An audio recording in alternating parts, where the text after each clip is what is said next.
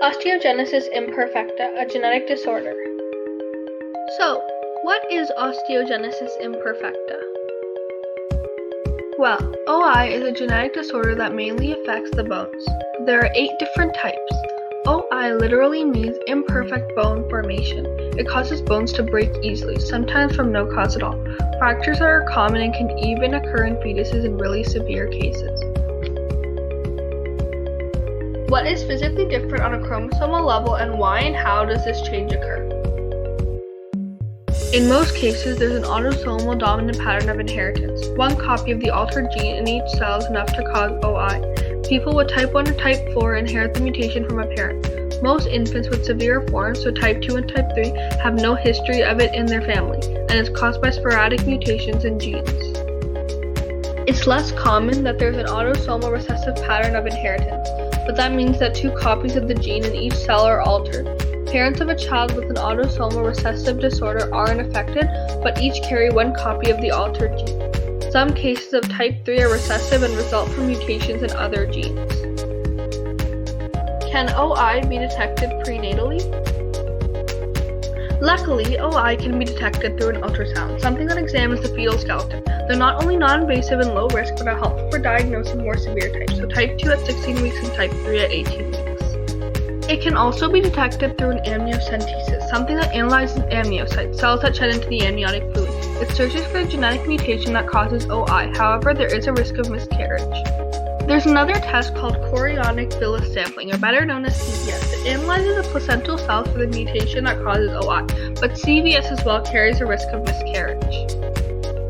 Overall, OI affects 6 to 7 people out of 100,000. However, specifically types 1 and 4 affect 4 to 5 out of 100,000. Physical traits, cognitive traits, progression of disorder, and life expectancy. So, there are a lot of traits, but I'm only going to tell you about the more common one. As it is a bone disorder, your bones can break easily and you can end up with deformities. There's also discoloration of the white in the eye, a curved spine, soft and discolored teeth, loose joints, weak muscles, and easily bruised skin. Unfortunately, there are a lot of progressions, and those can include respiratory infections, heart problems, vision loss, eye conditions, joint problems, hearing loss, and kidney stone. Okay, so life expectancy. OI is lethal at birth or in early infancy in type 2. There's a significant disability and early mortality in type 3. However, people with other types of OI, so not 2 or 3, can lead healthy and productive lives and have an average lifespan with good management and support. Challenges and impacts on family life. OI is definitely a lifelong struggle. It's obviously difficult to do any physical activity. You have to avoid fractures and constantly deal with pain. There are also huge emotional challenges. It's also important to manage your weight, as it's nearly impossible to do any physical activities. What are some treatments and accommodations for people with OI? There are orthopedic treatments such as rods, surgery, splints, and braces, and these help prevent deformities and stabilize the bones. And another kind of treatment are biophosphonate medicines, and they're given through intravenous lines in the mouth, and these strengthen bones and prevent fractures. There are many different kinds of accommodations for people with OI, such as fracture care, and this is when doctors use the lightest possible material to cast the fractured bones. There's also dental care, and that consists of braces and teeth taps. They also offer assistive devices such as wheelchairs and custom-made equipment.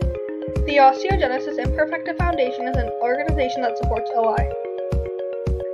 The OIF has been funding OI research since 1970. They help with education and support while striving to create awareness and gain help from organizations and medical professionals. They should consider holding a fundraiser to raise money. Scientific research done for OI. The Bone and Extracellular Matrix Branch, also known as BEMB, have done studies on recessive OI and have discovered a new mutation. They've also discovered a biophosphonate drug and bone marrow transplants for OI by injecting bone marrow into mice and succeeding when the cells produce normal collagen. Genetic screening and its issues.